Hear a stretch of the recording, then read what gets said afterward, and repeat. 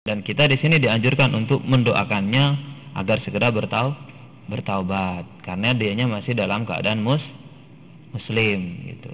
Jadi kalau ada teman kita nggak sholat gitu, ya jangan disindir, yo mbok Kang, yo sampean yo mbok eling gitu. Ya jangan gitu nasihatinnya. Ayo Kang, anu tak anteni iki. Ayo ndang anu sejadah digelar dua gitu. Cara itunya gitu. Jangan mentang-mentang udah sholat gitu ngajak temannya. Kowe iki ora mati apa ora sholat gitu. Ya jangan dibentung ya gitu. Jadi dakwah nasihat itu nasihat yang baik. Jadi mulailah dari diri sendiri. Pertama kita tuh diri sendiri dulu. Sholatnya yang benar. Sholatnya masih kadang sholat, kadang enggak. Kadang sholatnya wis sarip gitu kan. Jadi asar plus maghrib gitu. Terus ngajak temennya gitu. Ya sama temennya, dhewe ya sholatnya orang beneh ngajak wong gitu. Ya pertama mulai dari diri sendiri, sholatnya yang baik gitu. Jangan ntar biar sholat gitu, sholatnya baik, terus bacaannya yang baik, biar temannya ini salah juga seperti itu. Karena sholat itu akan merubah perilaku seorang. Kalau orang tersebut sholatnya baik, akhlaknya akan baik. Karena dia akan teringat tersebut akan sholatnya. Iya saya sholat begini, dalam sholat diajarkan seperti ini, tawaddu terhadap Allah. Maka kita harus tawaddu juga terhadap manusia. Dalam sholat kita dianjurkan untuk tumakninah, berarti kita terhadap manusia kita harus santai dalam bergaul, tidak boleh kerusa-kerusu seperti itu. Dalam sholat kita harus khusyuk, dalam bergaul pun juga demikian. Kita harus serius dalam menghadapi seorang, jangan meremehkan seorang, seperti itu. Monggo Mas Rifki, Cilmun Haseo.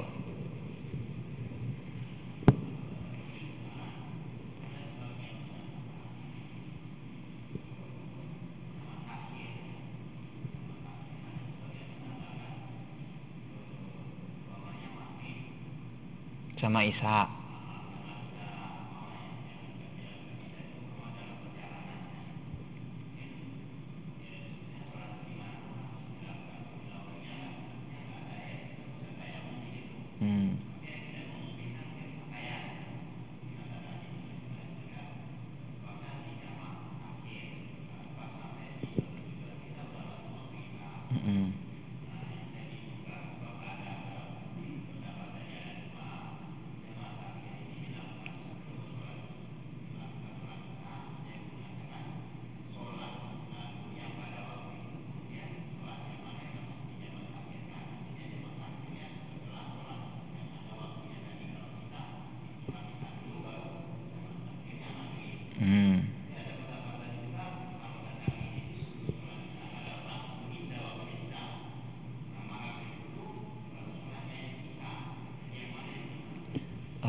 Yang benar, yang keterangan yang lebih masyhur itu yang dinamakan sholat jamak takdim dan jamak takhir.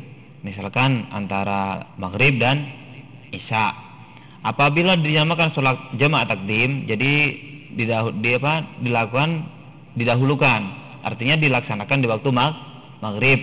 Itu artinya jamak takdim. Mana yang didahulukan dulu? Yang maghrib baru asar, karena dilakukan di waktu maghrib. Nah, sekarang jamak takhir juga di waktu isya. Mana yang dilakukan? Maghrib dulu juga baru isya.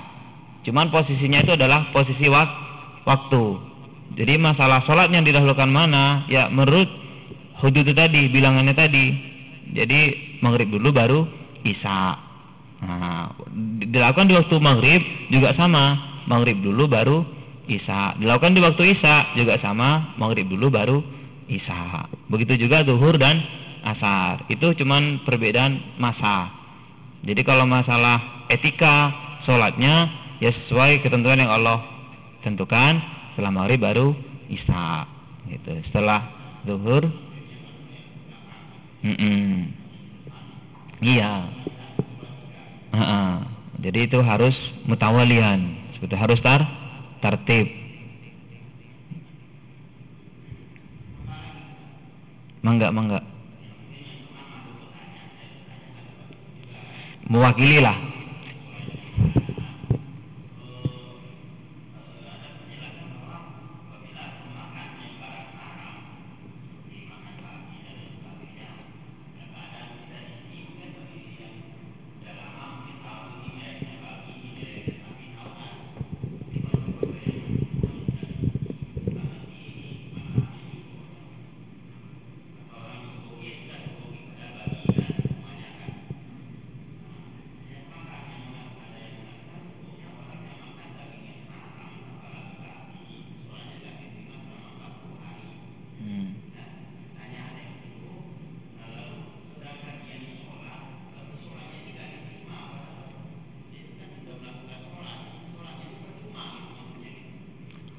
Kan kalau dalam keadaan tidak tahu gitu ya dimakfu lah. Jadi dalam maksudnya yang dalam keterangan ini tidak ada penekanan misalkan makan babi sholatnya tidak diterima. Yang tidak diterima 40 hari itu minuman yang memabukkan atau makanan yang memabukkan. Makan durian sampai 10 memabukkan. Makan nasi juga sampai mabuk gitu juga menjadi haram. Makan suatu halal sehingga dia muntah menjadi haram. Nah, jadi misalkan makan babi gitu karena tidak tahu gitu. Kemudian dia sholat gitu. Jadi hukumnya orang tidak tahu itu seperti halnya keterangan tadi itu, maka tidak ada hukum baginya. Seperti itu. Kemudian bagi babi tersebut dan anjing tersebut memang dalam hadis Rasulullah apabila ada suatu bejana wadah, jadi bejana itu mangkok, wadah, kaleng, ember dan sebagainya, kemudian di situ dijilat oleh anjing atau babi, maka basuhlah selama 7 kali, salah satunya dicampur dengan debu. Jadi ulama yang sangat getol ini Imam Ahmad yang madhabnya Timur Tengah, Syafi'i mungkin Asia bagi Indonesia itu sangat mempertahankan ini gitu. Tapi bagi madhab Maliki dan madhab Hanafi itu enteng-enteng gitu. Nah, kita lebih memilih yang ihtiyat gitu, yang lebih hati-hati. Jadi kata Imam dua ini, kata Imam Syafi'i dan Imam Ahmad, dijilat saja, hasil jilatannya itu harus disucikan selama dengan 7 kali, salah satunya dengan debu, apalagi liur dan dagingnya. Jilatannya udah ini. Kata Imam Maliki secara logika itu cuma liurnya saja, karena Rasulullah itunya di hadisnya cuma liurnya saja. Berarti kalau dianya nggak ngeringet kemudian dipegang gitu tidak najis, seperti itu. Jadi jangan heran misalkan lihat di orang India yang bermadhab Hanafi atau Maliki di mana gitu megang anjing gitu, seperti itu. Tapi memelihara anjing itu boleh, hanya suatu keperluan untuk menjaga hewan ternak, misalkan menjaga ayamnya banyak gitu. Misalkan Pak Abu mau ternak ayam ras, katanya mau ternak Pak Abu. Kemudian dijaga aja anjingnya dengan syarat anjing tersebut tidak nyelonong keluar masuk rumah. Karena kita khawatir tidak bisa menjaga kesuciannya. Jadi barang siapa yang memakan daging anjing atau memakan daging babi, mau tidak mau harus taubatan nasuha beneran.